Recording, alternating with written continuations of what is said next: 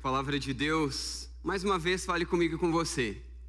Porque se Deus falar conosco através de sua palavra, todos nós vamos sair daqui encorajados.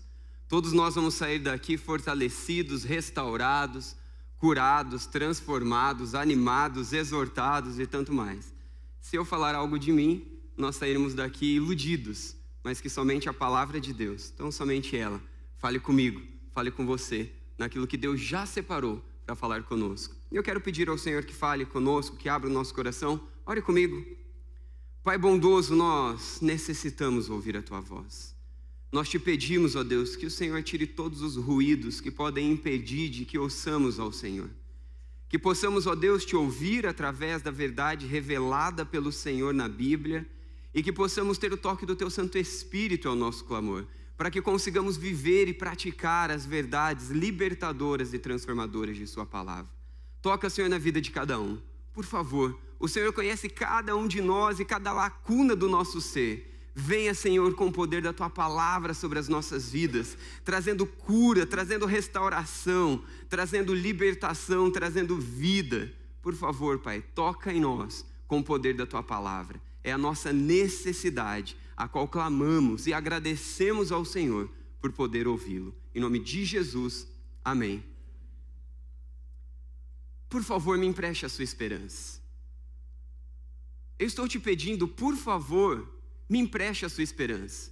Eu devo ter perdido a minha esperança. Aliás, eu nem sei se algum dia eu tive esperança. Talvez eu deva ter me iludido a respeito de esperança. O desespero me persegue. Eu não consigo ter esperança. Você está me ouvindo? Eu estou pedindo que você me empreste a sua esperança. Será que você pode emprestar a sua esperança? Então me dê um abraço, me dê a sua mão, me ajuda. Por favor, eu não sei o que aconteceu com a minha esperança. Por favor, ainda que só por um instante, ainda que por um breve momento, me empreste a sua esperança, porque eu já não consigo mais viver sem esperança. Parece que verdades como um poema de um autor desconhecido como este revelam muito da realidade das nossas vidas, não é mesmo? Será que você em algum momento da sua vida já se encontrou em uma circunstância que a única coisa que você esperasse é que surgisse uma esperança e que de alguma forma algo te desse força e um pouquinho de ânimo para caminhar um passo a mais, para ir um pouco além? Vivemos um dia muito especial hoje. Nossa política, aquilo que Deus responderá diante das nossas orações, o que está sendo decidido e o que Deus poderá fazer através de um novo grupo de pessoas que estarão na direção do nosso país. Mas sem dúvida alguma, olhar a situação do nosso país não é algo encorajador. E não é só do nosso país. Você que lê, você que pesquisa, você que viaja, você sabe que se fosse só o Brasil que está passando por um caos, nós ainda teríamos esperança, né? Olharíamos à volta. Mas a verdade é que o caos maior está no teu coração. O caos maior está no meu coração, está na minha vida, está na sua vida. E a não ser que Cristo interfira, a não ser que Deus intervenha, a verdade é que todos nós vamos nos encontrar em momentos onde carecemos da esperança. E vamos pedir a esperança de forma desesperada, ainda que emprestado por só um instante, porque não dá para viver sem a esperança. Quero definir com você uma diferença de uma palavra para que a gente consiga se encaixar de uma forma correta dentro do contexto bíblico. Existem caos na nossa vida, existem situações ruins que acontecem, que roubam a alegria, rouba a paz, rouba a esperança, rouba tudo aquilo que é bom na nossa vida. Existe um tipo de caos, existe um tipo de problemas que surgem, que são consequências acidentais da nossa vida. Na segunda-feira, minha folga, saí para passear, eu e minha família. Ao voltarmos para casa, tiro as coisas do carro, tiro o Tomás, volto para o carro, porta-mala aberto, bum, bato a testa no porta-mala. Abre um negócio enorme, vocês devem estar vendo um pouquinho daí. Uma semana depois, imagina na segunda. Corro para o hospital, corro lá em casa, ajudo, amarro um negócio igual o Rambo aqui, tiro aquilo, vou para o hospital. Chego lá, volto para casa. Enfim, coisas que acontecem, acidentes, circunstâncias que acontecem na nossa vida. Mas existe um outro tipo de caos que pode tomar conta da nossa vida, que é muito pior do que o caos de um acidente. Porque um caos de um acidente, quando Deus está no centro, eu posso ter paz, eu posso ter alegria, eu posso ter confiança e esperança. E ninguém pode roubar de mim a esperança. Porque a certeza de que Deus me ama, a certeza de que Deus coordena o universo, a certeza de que Deus coordena a minha vida, continuará me sustentando, mesmo em meio a todo tipo de caos à minha volta. Mas quando eu desobedeço a Deus, quando eu não creio em Deus, quando eu caminho os meus próprios caminhos, quando eu ajo e reajo com as minhas próprias reações, quando eu faço o que eu quero, do jeito que eu quero, a hora que eu quero, esse caos é desesperador.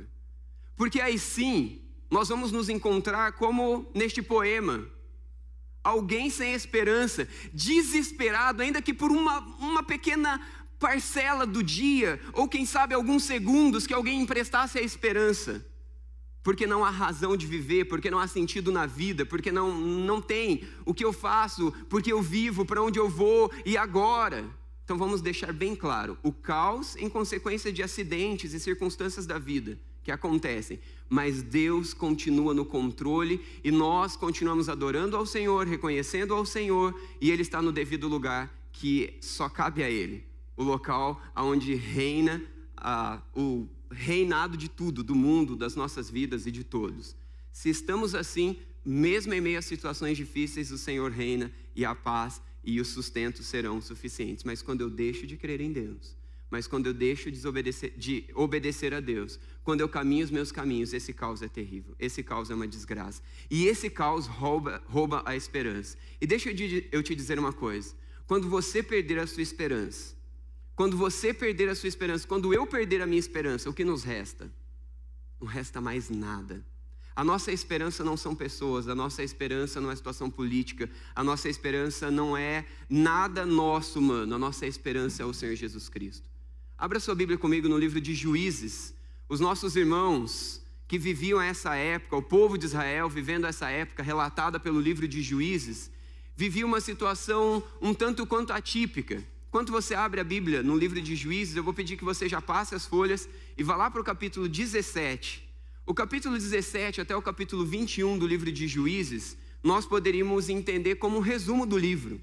Mas é um resumo um tanto quanto assustador. É um resumo quando a gente pega um jornal desses bem sensacionalistas e colocam as situações, dando um destaque, um enfoque em tudo aquilo que é caos, tudo aquilo que é desgraça, tudo aquilo que é ruim. É exatamente aquilo que nós vemos no capítulo 17 até o capítulo 21 de Juízes.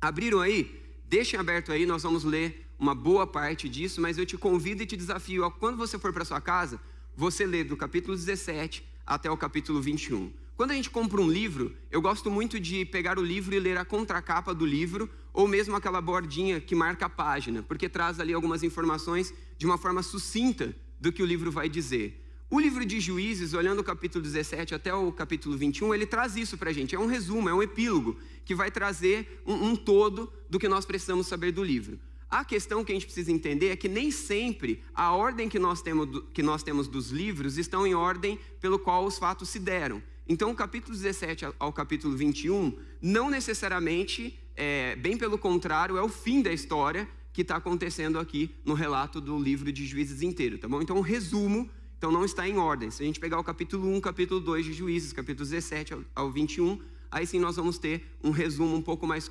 completo do todo. Enfim, o que está acontecendo aqui? Para quem que esse livro foi escrito? O que tem a ver esse livro com a minha vida, com a sua vida, com a esperança, com o caos, com o desafio de viver a vida, com a falta de esperança, com os desafios que nós temos nas nossas vidas?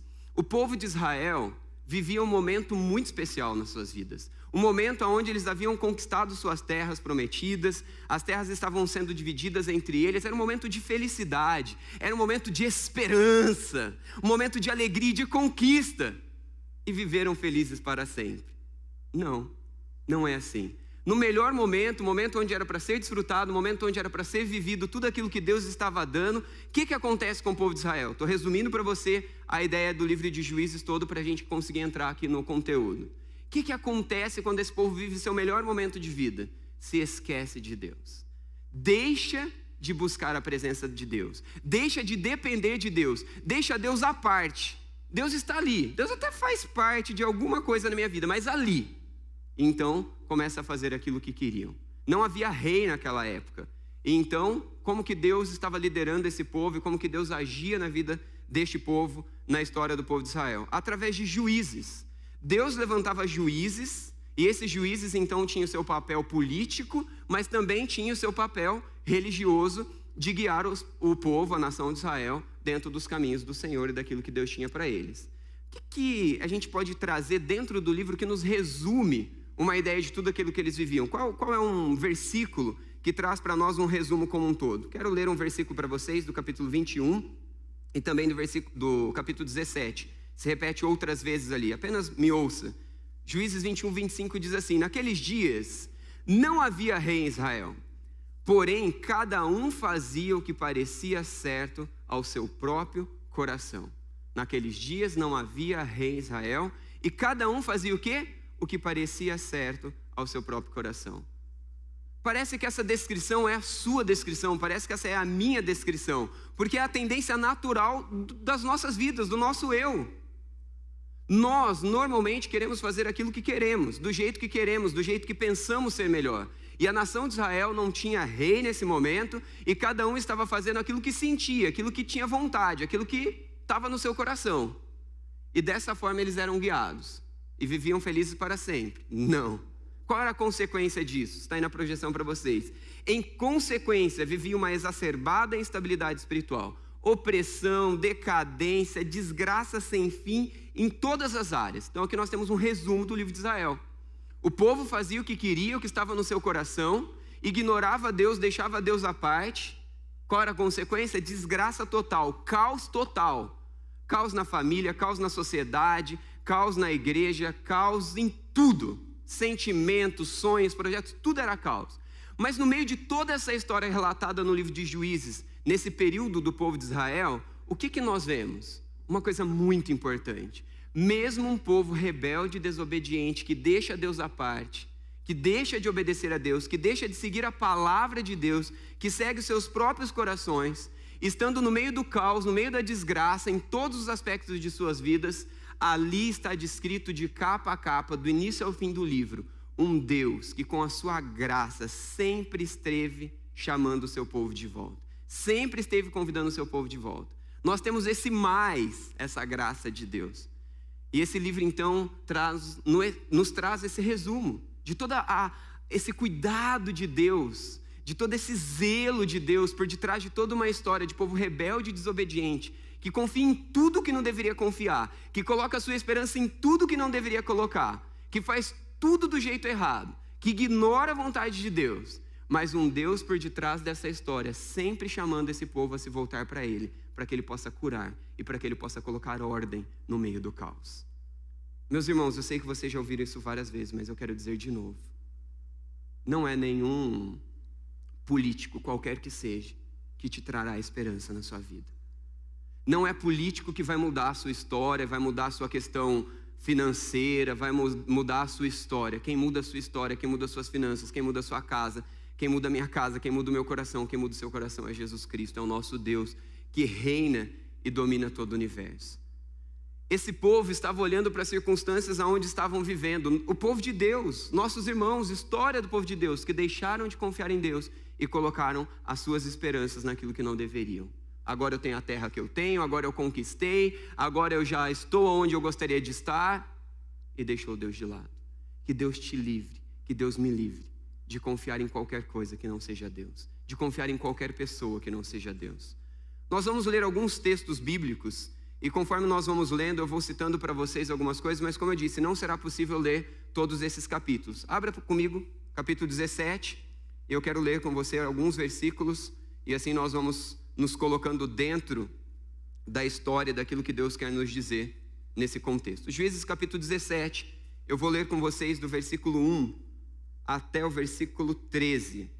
Acompanhe-me comigo, por favor.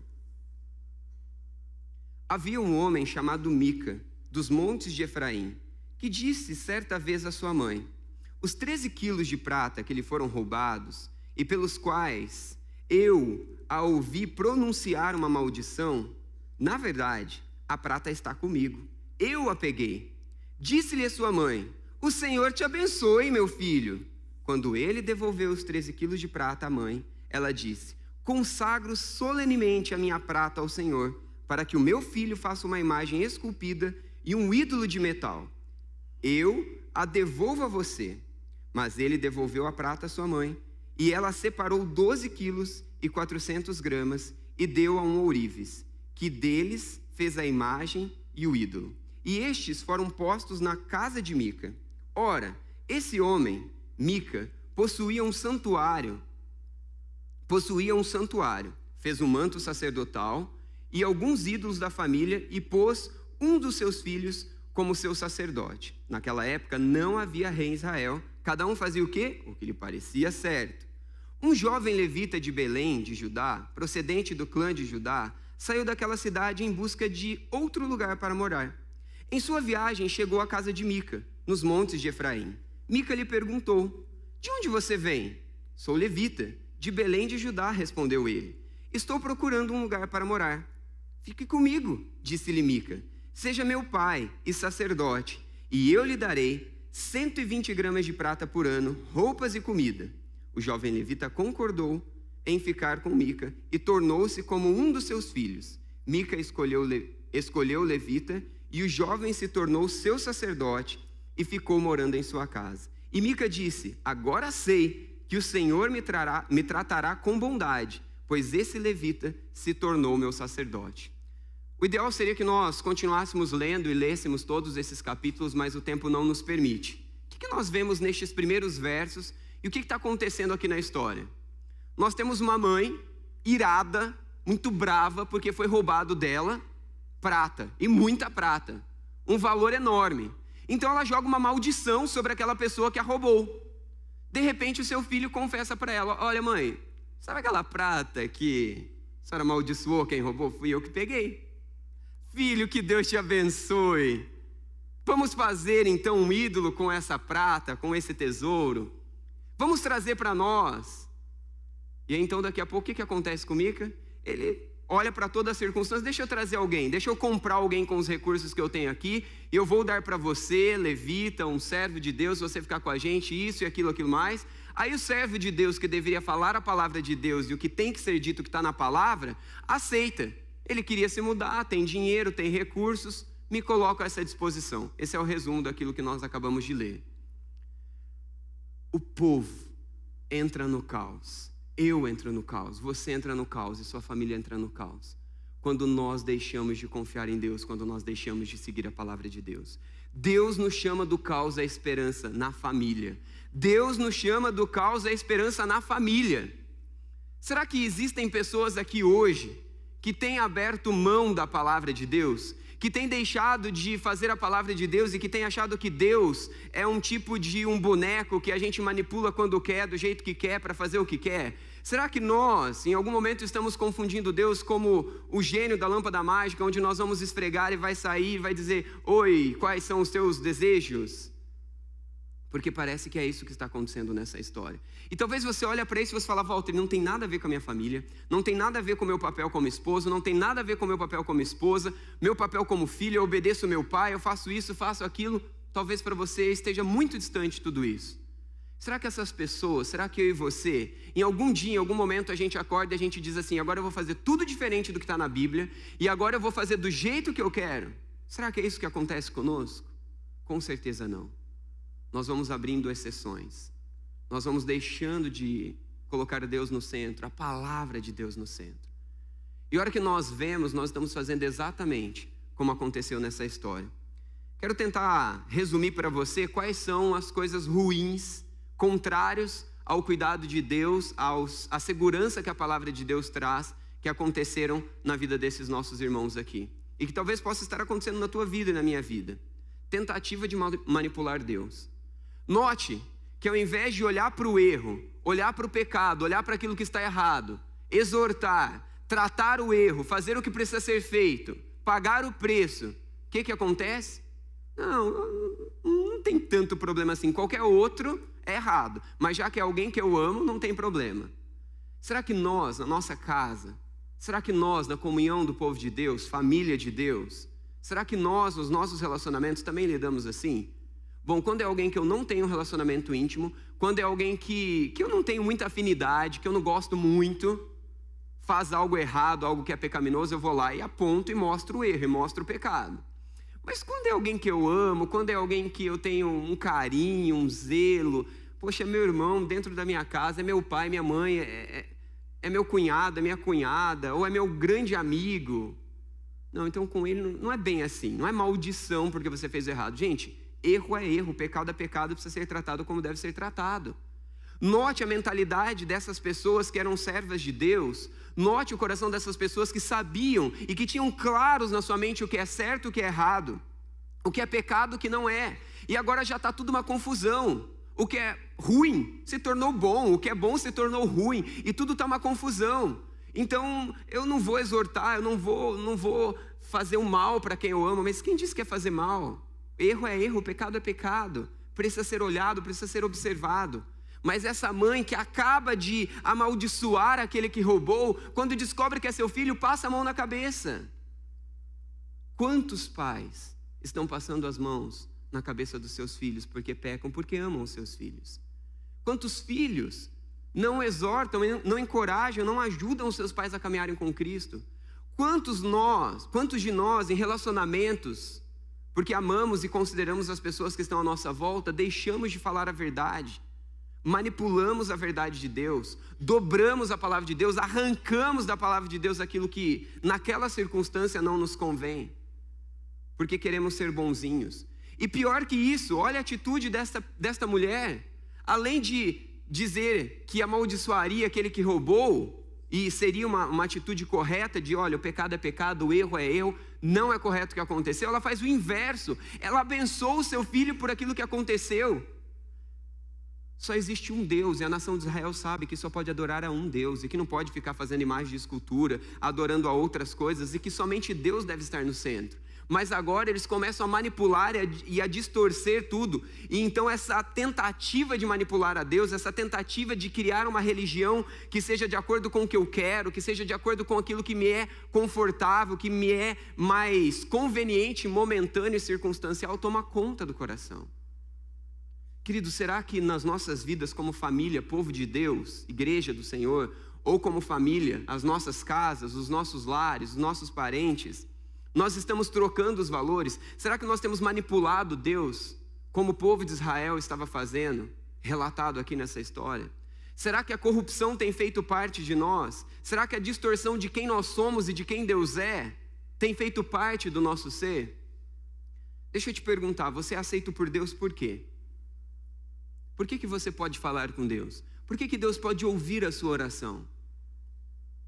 Eu sou bom, eu venho na igreja, eu sou um membro sério, eu sou trabalhador, dedicado, sou um bom pai, sou uma boa mãe, faço tudo correto. Nós não temos nada porque somos merecedores. Notem que na cultura e naquela situação havia uma distorção de quem é Deus, da palavra de Deus e dos valores. Mas hoje nós estamos vivendo a mesma realidade, mas talvez distorcendo outras coisas. Eu me achego a Deus porque Cristo veio a mim, enviado por Deus para tomar o meu lugar de condenado e me oferecer um lugar de perdoado. E é assim que nós podemos nos achegar a Deus. Eu não vou me achegar a Deus tentando manipular as coisas e criar um ídolo e mostrar porque eu sou bom, eu sou pastor, eu tenho um título, eu tenho status, eu sou um bom pai, eu sou um bom marido, eu sou um bom trabalhador. Não, essas coisas não servem para nada. Elas não servem para nada para me conduzir à presença de Deus nesse quesito. Elas servem como resultado de conhecer a Deus e fazer isso porque eu amo a Deus e quero servi-lo, e porque Deus está no centro da minha vida e eu sei que Ele é digno de louvor e que somente a vontade dEle é segurança e esperança para os meus caminhos. Meus irmãos, quando Deus não for o centro das nossas vidas, quando a palavra de Deus, a graça de Cristo revelada naquela cruz, não for o centro das nossas vidas, todo o restante vai viver uma desarmonia constante. Porque eu não sou bom o suficiente, você não é bom o suficiente. Nenhum de nós podemos chegar a Deus por nós mesmos. Não adianta tentar fazer um tipo de ídolo que te conduz até Deus. Não adianta se achar um pouquinho melhor do que quem está sentado atrás, ou na sua frente, ou do seu lado. Não adianta tentar ser bom. A verdade é que nós chegamos a Cristo somente por Cristo. Nós chegamos a Deus somente pela graça dEle. Agora, a nação de Israel sabia claramente essas verdades que nós sabemos. dentro do seu contexto, dentro da sua realidade, em Jesus que haveria de vir, mas eles sabiam: adorarás a um somente Deus. Nenhum outro Deus, não levantarás escultura, não adorarás a outros. Walter, eu não tenho adorado outras. Eu não adoro. Walter, lá em casa, se você for, não tem nenhuma imagem lá. Meus irmãos, a gente se esquece de que nós tiramos Deus do centro e nós colocamos outras coisas e adoramos tanto quanto tantos que nós julgamos e criticamos e apontamos que estão adorando. Quem realmente guia a sua vida? Quem realmente guia a minha vida?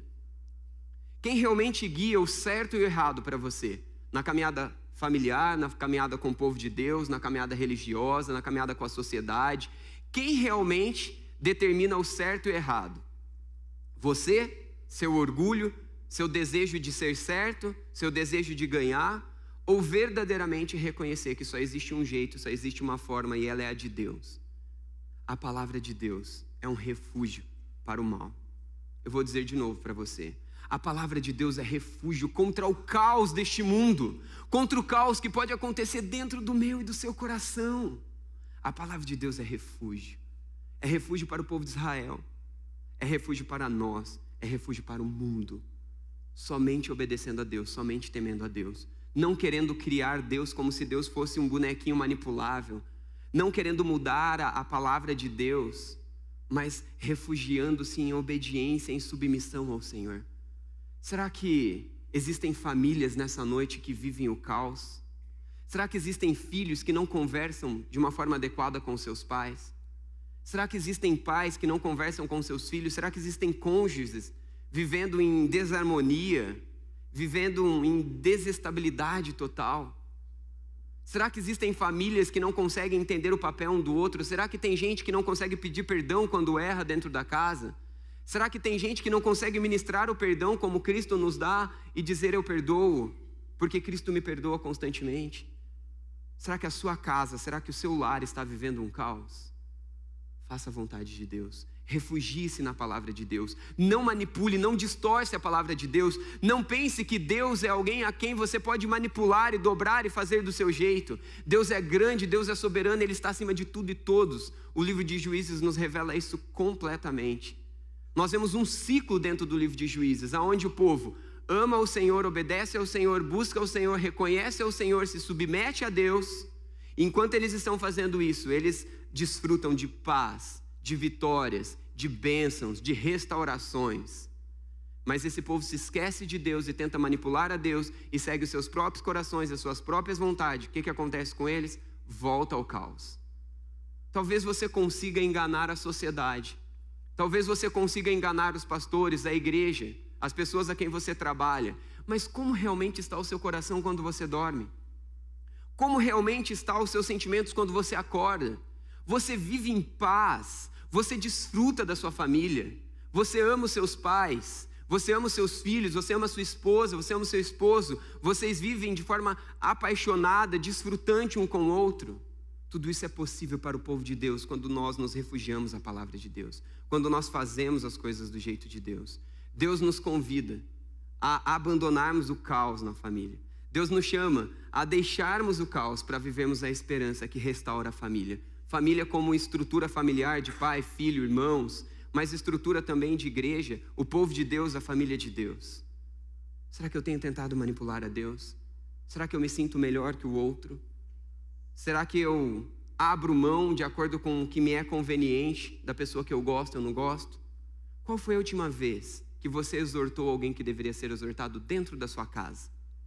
Qual foi a última vez que você disse uma verdade bíblica que dói, que incomoda, que deixa inquieto alguém dentro da igreja de Deus?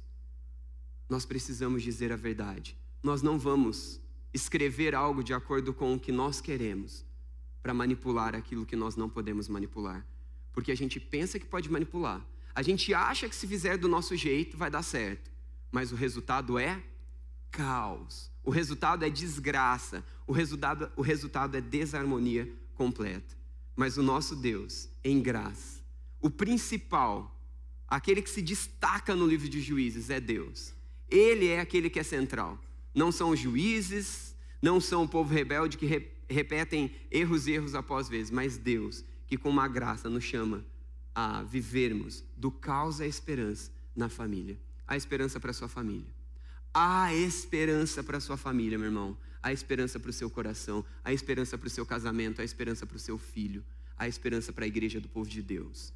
No meio da igreja existem pessoas que, ao olharmos e observarmos, a gente parece que perde a esperança. Parece que a gente volta lá para o começo da pregação, né? Alguém me presta a esperança, alguém me abraça, alguém me estende a mão, alguém me ajuda, só um pouquinho, porque eu perdi a esperança.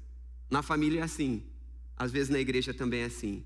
Mas quando nós olhamos para Deus, e como Deus norteia as coisas, e como Deus dirige as coisas, Ele nos chama do caos à esperança também, na igreja, no ministério, no meio do povo de Deus. Mesmo onde há uma desarmonia total, e quando eu olho para a igreja e perco a esperança, quando eu olho para a família e perco a esperança, quando eu olho para mim e perco a esperança, quando eu olho para o outro e não vejo esperança, a esperança quando nós fazemos do jeito de Deus. Eu quero ler com você alguns versículos do capítulo 18, por favor me acompanhe. Capítulo 18, vou ler do 1 ao 3, depois vou ler o 18 ao 20 e 30, 31. Me acompanhe, por favor. Naquela época não havia rei em Israel, e a tribo de Dan estava procurando um local onde estabelecer-se, pois ainda não tinha recebido herança entre as tribos de Israel. Então enviaram 5 guerreiros de Zorá e Estaol para espionarem a terra e explorá-la. Esses homens representavam todos os clãs da tribo. Disseram-lhes: vão, explorem a terra. Os homens chegaram aos montes de Efraim e foram à casa de Mica, onde passaram a noite. Quando estavam perto da casa de Mica, reconheceram a voz do jovem levita. Aproximando-se, lhe perguntaram: quem os trouxe para cá? O que você está fazendo neste lugar? Por que você está aqui? Quando os homens entraram na casa de Mica e apanharam a imagem, o manto sacerdotal, os ídolos da família, o ídolo de metal, o sacerdote lhes perguntou: que é que vocês estão fazendo? Eles lhe responderam: silêncio, não diga nada. Venha conosco e seja por nosso pai sacerdote. Não será melhor para você servir como sacerdote uma tribo e um clã de Israel do que apenas uma família e um só homem? Então o sacerdote se alegrou, apanhou o manto sacerdotal, os ídolos da família e a imagem esculpida e se juntou à tropa. Eles levantaram para si o ídolo e Jonatas, filho de Gerson, neto de Moisés, e os seus filhos foram sacerdotes da tribo de Dan, até que o povo foi para o exílio. Ficaram com o ídolo feito por Mica durante todo o tempo em que o santuário de Deus esteve em Siló.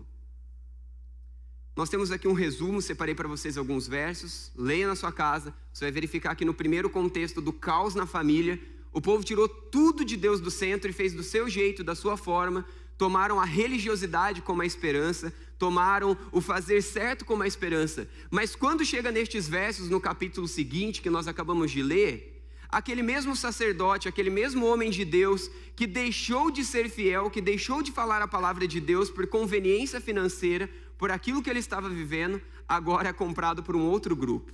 Note a ironia nesta história. Eu acho que se eu trouxer alguém que tem poder, que tem recurso, e trouxer para o meu lado, e pagar para ter o que eu quero, e acontecer do jeito que eu quero, porque eu tenho poder, eu tenho recursos, eu vou ser abençoado. Olha a tolice, eu acho que eu posso manipular a Deus, eu acho que eu posso comprar as bênçãos de Deus, eu faço um ídolo, algo que a nação sabia que não poderia ser feito, o líder de Deus que deveria falar contra e que deveria falar diferente não fala nada, se submete a tudo aquilo. No capítulo que se segue, o que acontece? Guerras e mais guerras, caos, e no meio de tudo isso, é proposto para esse mesmo homem, esse mesmo sacerdote: olha só, você está servindo uma família só aí. Se você vier com a gente, você vai ser, líder de tudo isso daqui. Note bem financeiramente, note bem status, note bem tudo que você vai receber. E se você vier, não fala alto. Ei, escuta o que eu tenho a te dizer. Alguém que estava protegendo a família, alguém que estava ali de uma forma errada, mas servindo a família, agora rouba os ídolos da família, ignora a família e vai servir a outros. Olha esta família que abriu mão da vontade de Deus. Olha esta família que fez o que queria, do jeito que queria, quando queria, seguindo os seus próprios corações, pagando consequências exatamente com aquilo que fez. Quando eu e você abrimos mão de fazer a vontade de Deus, quando eu e você abrimos mão de seguir a Deus, é caos por todo lado. Diferente de um caos de um acidente, é caos em consequência da desobediência. E caos em consequência da desobediência é terrível, porque não há esperança, não há onde eu me apegar. E fazer a vontade de Deus e se submeter a Deus não é gostoso, não é fácil. É um processo doloroso de abrir mão da minha vontade, abrir mão do meu querer para fazer a vontade de Deus. Mas olha as consequências de não fazer a vontade de Deus. Olha onde essa família colocou a esperança dela. Olha onde essa família se colocou. E agora aquele que ela achava que era um representante de Deus, que ela podia manipular e fazer o que queria, agora é aquele que rouba ela e sai. Agora vamos olhar também para a vida desse líder. Vamos olhar para a vida deste homem, que deveria ser um homem de Deus, um líder, sem entrar nas minúcias que o tempo não nos permite. Olha, olhando para o povo de Deus, igreja de Deus, as coisas de Deus de forma egoísta, de forma a manipular e usar para o meu próprio prazer, para a minha própria vontade, para aquilo que eu quero. O caos se instala na família quando Deus não é o centro. O caos se instala na família quando Deus não é honrado, quando Deus não é obedecido. O caos se instala na igreja, o caos se instala no ministério, o caos se instala nas coisas de Deus, quando Deus deixa de ser seguido. Você está nessa igreja hoje por quê? Eu te pergunto, com todo respeito, com toda consideração, você colocou a sua roupa que você colocou para vir aqui, por quê? Qual foi a real razão que você veio aqui? Ah, porque aqui é cheio de gente que eu gosto. Porque aqui as pessoas se vestem como eu gosto, porque aqui as pessoas se comportam como eu gosto, porque aqui as pessoas são do jeito que eu gosto. Bom, você deve estar bem iludido, porque aqui não é um ambiente assim, bem pelo contrário, onde tem gente tem problema. Mas se você está iludido com isso, essa não é razão para estarmos no meio do povo de Deus. Talvez você esteja por um outro lado. Seja qual a razão, seja qual for o propósito, o que Deus está nos dizendo com esses versos é que Deus quer colocar ordem no meio do ministério. Do caos à esperança no ministério, do caos à esperança na igreja, no meio do povo de Deus, quando Deus é o centro, quando o jeito de Deus, a palavra de Deus é que nos guia.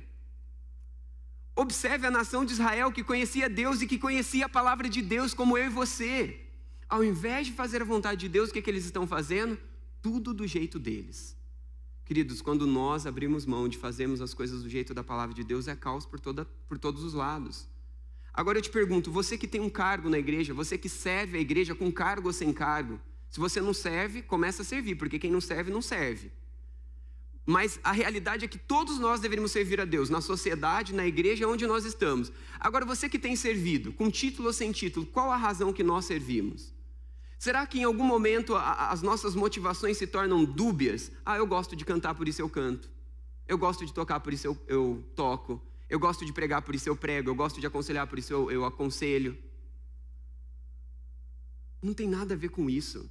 Tem a ver com o que Deus quer, tem a ver com a vontade de Deus, tem a ver com o jeito de Deus. Note, este homem que era para falar da palavra de Deus, se vendendo por aquilo que é conveniente. Agora eu te pergunto, que Deus tenha misericórdia. Eu nunca vi nessa igreja e não quero ver, em nome de Jesus, nenhum pastor e nenhum líder se vendendo por dinheiro. Mas eu sei que eu sou tentado.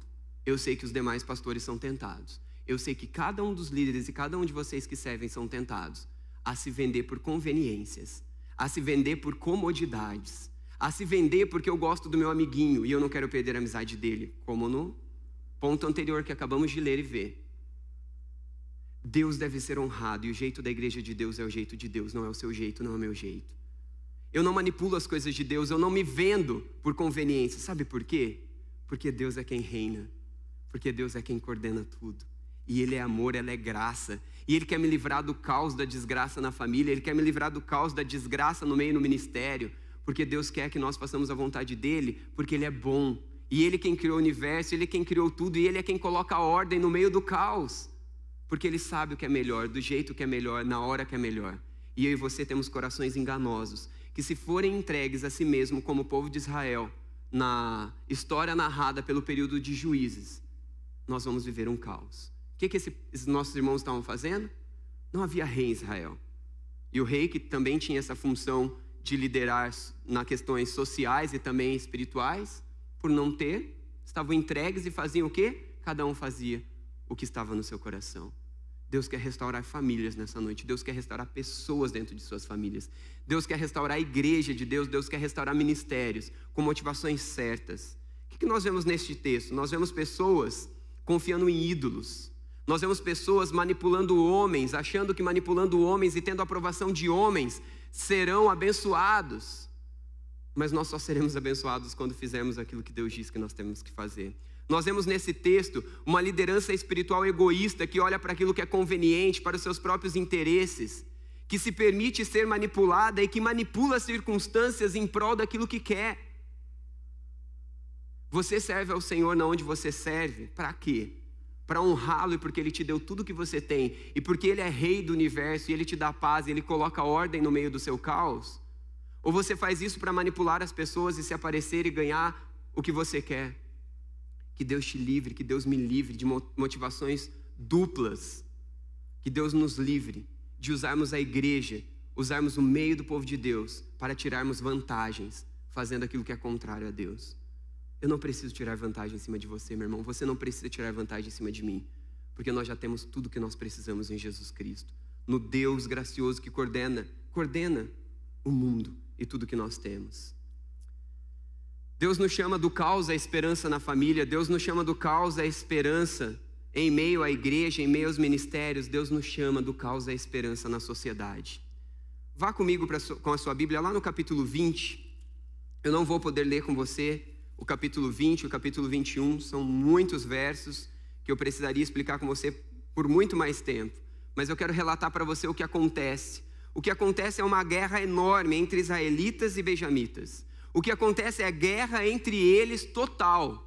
E aquilo que jamais deveria ser feito. Uma mulher é morta de uma forma totalmente inadequada. Alguém quer fazer justiça com as suas próprias mãos por isso e se volta. Então o povo de Deus brigando contra o povo de Deus e nação brigando. E uma bagunça total e uma desordem total. Todo mundo olhando para a sua conveniência. Todo mundo olhando para aquilo que convém. Todo mundo fazendo o que quer, do jeito que quer, a hora que quer. Todos entregues aos seus corações. É isso que relata o capítulo 20 e o capítulo 21. Resumindo para a gente essa história. História que não é diferente da sua, história que não é diferente da minha. A não ser que Deus entre e que nós então encontremos a esperança, que nos chama do caos a esperança na sociedade. Guerra, egoísmo, vantagens, própria força, próprio recurso, está narrado nesses capítulos. Diferente da nossa sociedade hoje, diferente da nossa política hoje, eu não estou dizendo do nosso país não, tá? Nós olhamos de uma forma muito errada, falando que o nosso país é o pior dos piores. Dê uma volta, dê uma lida, converse um pouquinho mais, você vai ver que a corrupção está por aí. O nosso tem uma corrupção absurda, é verdade.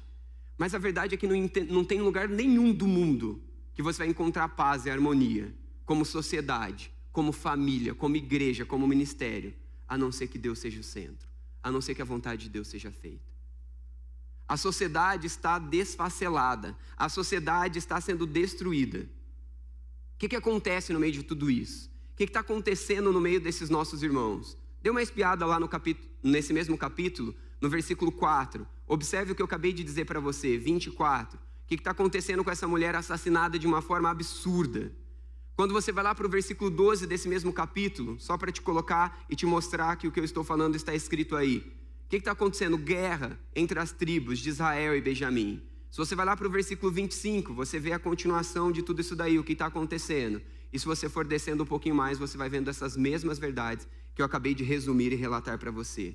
Guerra, violência, desgraça, caos, é o que descreve a nação de Israel quando deixa de colocar Deus no centro de suas vidas. Pais que não falam a verdade para os seus filhos. Filhos que manipulam os seus pais para fazerem aquilo que querem. Líderes religiosos que falam aquilo que querem dizer para manipular as pessoas e ganhar aquilo que querem. Pessoas que manipulam os líderes espirituais financeiramente para que eles digam aquilo que querem que ouçam. Líderes que se vendem e roubam aqueles que estavam servindo para, entre aspas, servir a outros. Guerras e guerras, brigas e brigas, disputas e disputas, e a palavra de Deus de lado, e a lei de Deus de lado, e Deus no canto. Enquanto Deus não for o centro na minha e na sua vida, será um caos na sua história. Às vezes a gente consegue manipular e enganar um monte de gente, mas Deus não está preocupado com as pessoas que estão à sua volta. Primeiramente, Deus está preocupado com você e com a paz que Ele deseja te dar, com a alegria que Ele deseja lhe restaurar, com a esperança que Deus quer colocar na sua vida. Quem tem roubado o lugar de Deus na sua vida? Nós vimos distintas e várias áreas aqui. Manipulação, corrupção, vontade do próprio coração, achar que a minha força, o meu recurso é a minha esperança. Tantas coisas são vistas aqui. Agora olha para a tua vida e olha para tudo isso que não dá para ser dito aqui em palavras. Qual é a área na sua vida, qual a área na sua família, qual a área na sociedade, qual a área na igreja, no ministério, que tem roubado o lugar de Deus e o lugar da palavra de Deus? Deus deseja trazer paz. Deus deseja trazer esperança para o meio do caos. Caos na família, quando nós desobedecemos. Esperança na família, quando nós obedecemos e confiamos em Deus. Caos no ministério, na igreja, quando nós desobedecemos e não confiamos em Deus. Mas esperança quando nós confiamos e obedecemos ao Senhor.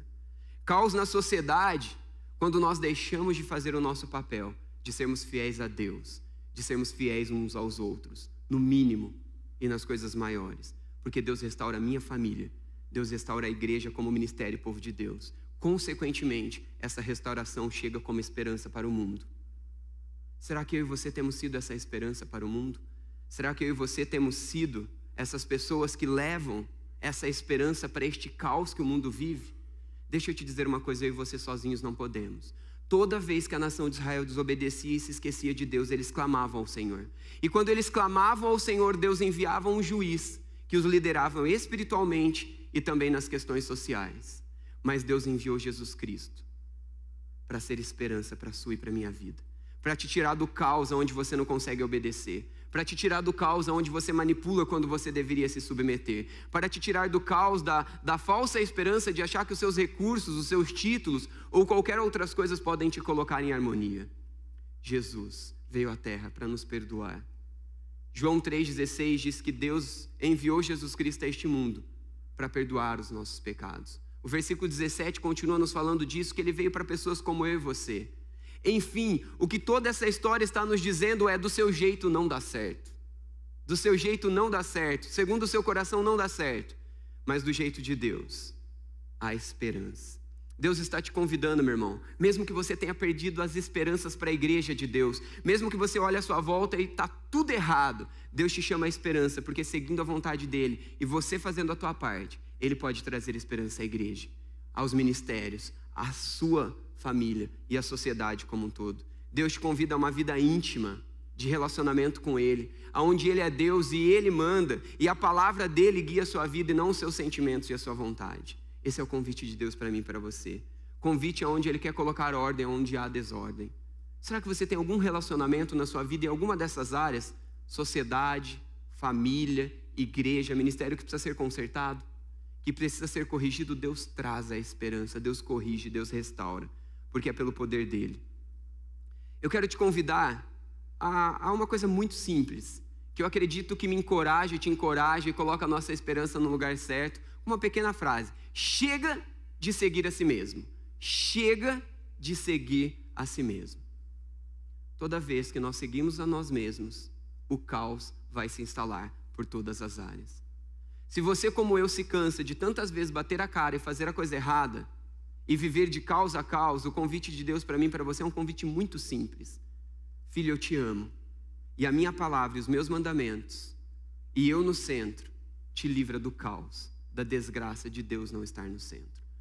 Não é possível ter uma família de paz, alegria e esperança. Não é possível viver um casamento de paz, alegria e esperança. Não é possível criar filhos com tudo isso. Não é possível viver em família. Não é possível viver como sociedade, a não ser que Deus seja o centro. Chega de seguir a si mesmo. Chega de seguir a mim mesmo. Que nós possamos convidar a Deus, que por nós mesmos nós não conseguimos. Não adianta juntar dinheiro para pagar e manipular alguém. Não adianta ser amigo de alguém. Mas tem algo mais simples. Estar diante da presença de Deus e dizer: Deus, eu reconheço que o Senhor é soberano. Eu reconheço que o Senhor é Deus acima de tudo e todos. Eu entendo tudo isso. E eu me submeto, me perdoa, me restaura. Dispõe meu coração a fazer a tua vontade. Eu amo o Salmo 86:11, ao qual o salmista ora: Senhor, dispõe meu coração a fazer a tua vontade. Senhor, ensina-me os teus caminhos e eu serei feliz. Esta precisa ser a minha oração constante em todo o tempo. Esta precisa ser a sua oração. Esta deveria e precisa ser a oração do povo de Israel enquanto vivia essa realidade. O livro de Juízes nos resume tudo isso. Uma nação que por vezes abandonou a Deus, uma nação que por vezes abandonou a palavra de Deus e tentou manipular Deus e tentou manipular tudo à sua volta.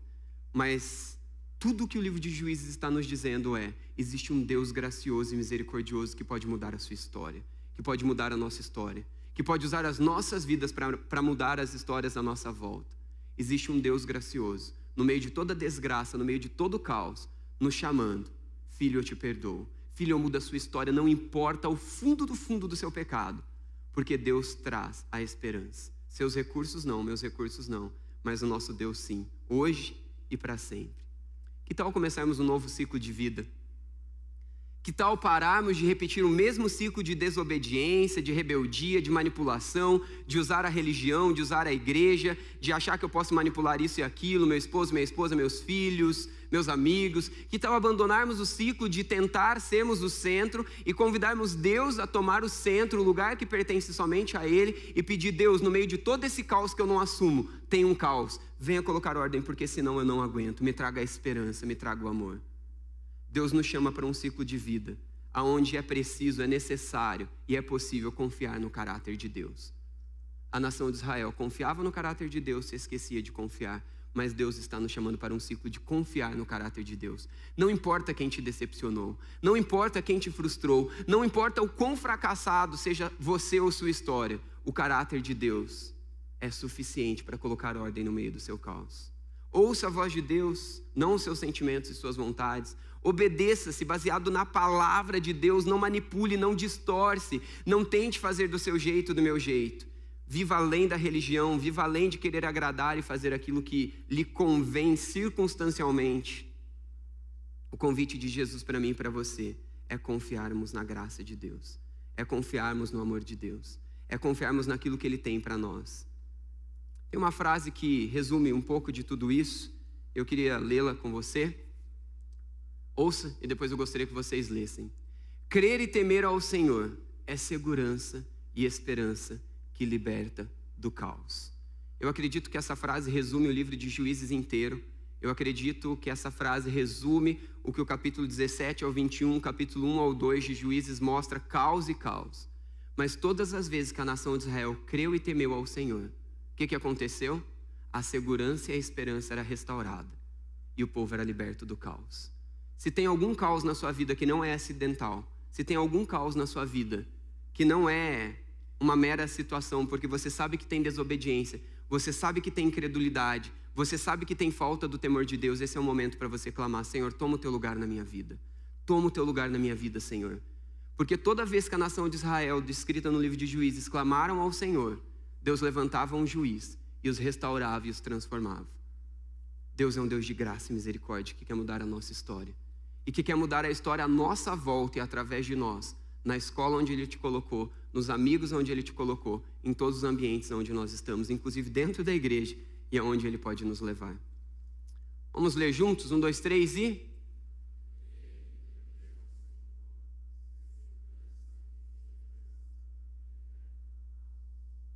Que esperança, que esperança. Eu e você somos convidados por um Deus de amor e graça que nos convida a viver aquilo que Ele tem para nós. Eu sei que eu já citei, mas eu quero terminar lendo João, capítulo 3, versículo 16 e 17. Eu acredito que eu e você precisamos nos lembrar dessa verdade. Deus não está nos enviando um juiz para restaurar a nossa história. Deus não está nos enviando um governador ou um presidente para mudar a nossa história. Deus já enviou aquele que pode mudar a nossa história. Está descrito em João, capítulo 3, versículo 16 e 17, decorado por grande maioria de nós. Porque Deus tanto amou o mundo, que deu seu Filho unigênito, para que todo aquele que nele crê não pereça, mas tenha vida eterna. Pois Deus enviou o seu Filho ao mundo, não para condenar o mundo, mas para que por este fosse salvo por meio dele. Quem nele crê não é condenado, mas quem nele crê já está liberto e restaurado. Deus enviou Jesus como esperança para a sua história e para a minha história e para a história deste mundo. Que nós sejamos propagadores dessa esperança. Que nós sejamos propagadores dessa esperança e não de outras. Desta esperança. desta esperança. Quanto tempo eu tenho gasto com as minhas mídias sociais? Quanto tempo eu tenho gasto em discussões vãs e tolas, desrespeitáveis, que tira Deus do centro, achando que a minha esperança está onde não está? A nossa esperança está entre nós. Você já entregou a sua vida para Jesus? Você já disse: Senhor, eu sei que eu sou pecador e eu preciso de ser perdoado, como acabei de ler para você? Se você nunca fez isso, você pode fazer agora ou na sua casa, porque Jesus é a esperança para colocar ordem no caos em qualquer área da sua vida e te dar a esperança de uma vida eterna. E nós que já fizemos isso, nós temos convidado ao Senhor para estar e se manter no centro das nossas vidas. Este é o momento para nós confiarmos no Senhor e dizermos: Senhor, toma o lugar que sempre foi teu, mas que por vezes eu acabo me esquecendo como o povo de Israel e confiando em outras coisas. Se coloque de pé, vamos orar juntos.